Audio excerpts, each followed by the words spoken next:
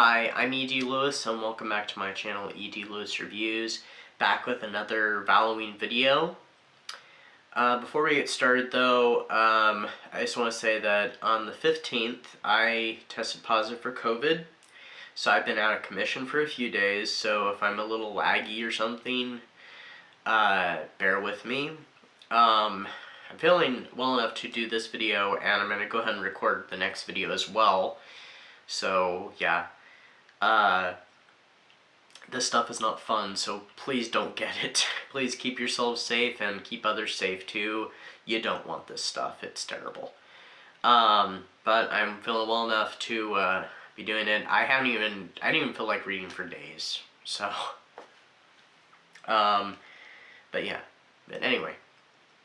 So in the last video that I recorded, which I'm glad I pre-recorded because there was no way I was going to record it.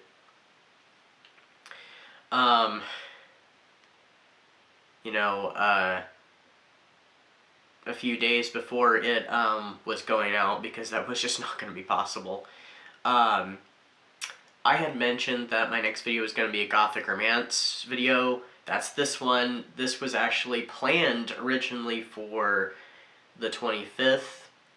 I made a slight error, so we're sticking with the error, and yeah, it's on this video. So I am reviewing Gaywyck by Vincent Virga from 1980.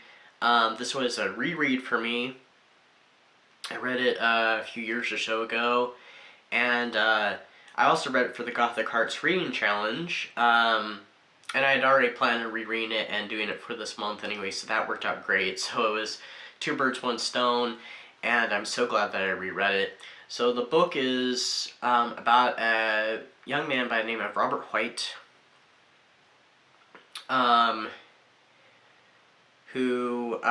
well, it starts off, of course, with his childhood and stuff, and he is raised by his rather hard father who wants him to grow up and, to be a certain way and to, take on certain responsibilities and, what he wants his son to be when he grows up, and his mother, who is much more caring and, sympathetic toward him, and, encourages some of his passions like reading and stuff, and then ultimately she ends up succumbing to madness, and Robert has to deal with the shock of that.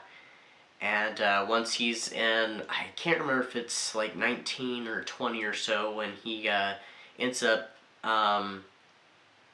gaining a position as librarian for a wealthy man named Gaylord at the estate of Gaywyck in New York. So he travels to the estate of Gaywyck, where we meet a whole cast of characters, several of the household staff, including Denver's and a rather mad musician named Keys, and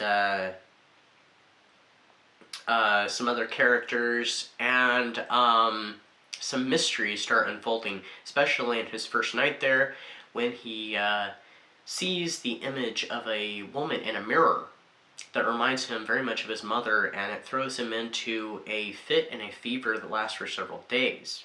And other mysteries begin to unfold, which puts Robert White's life in some danger.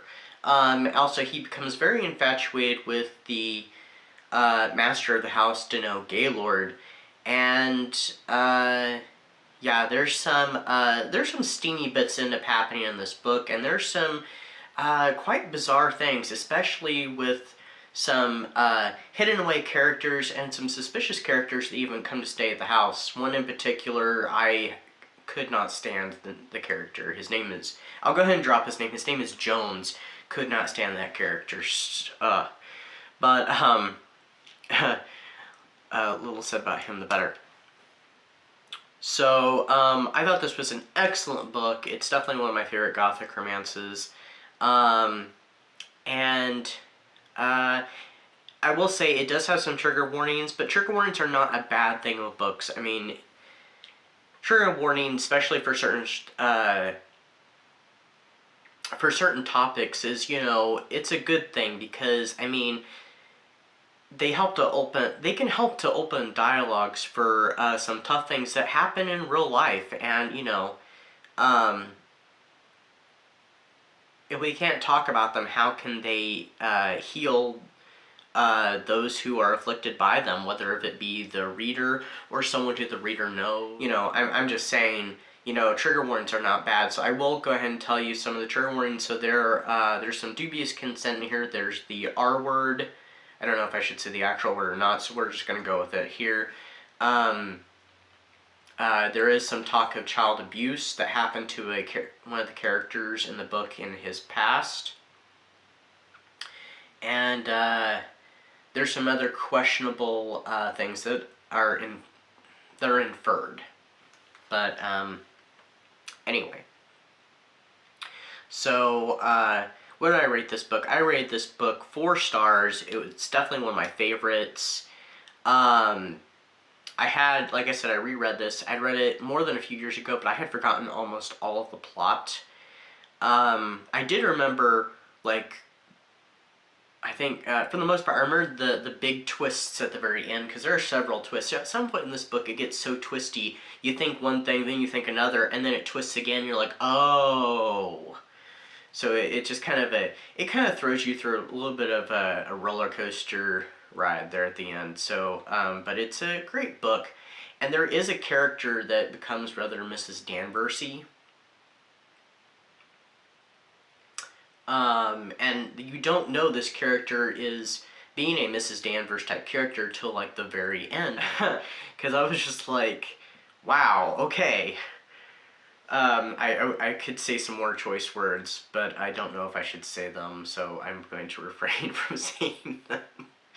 But I really enjoyed this book, and there was so much I had forgotten about it. Definitely love it.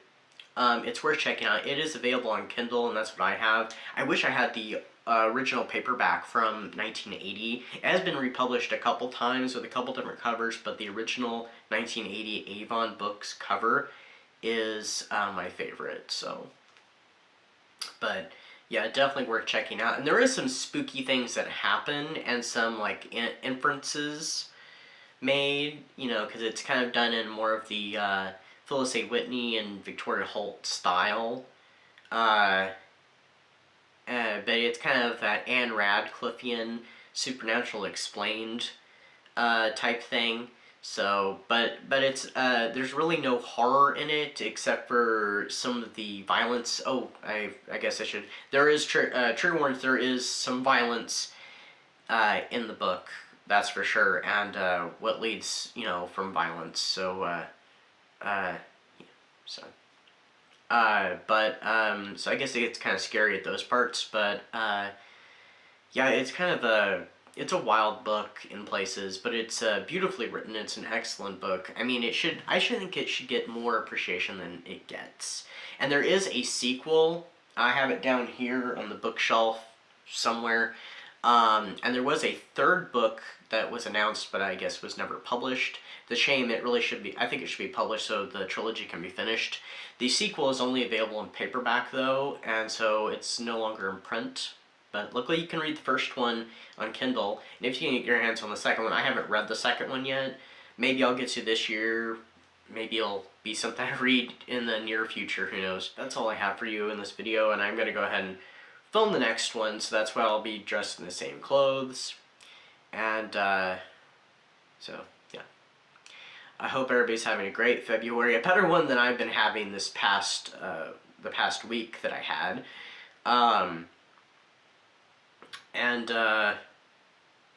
Everybody, I hope is staying safe as well, so keep yourself safe and keep others safe too.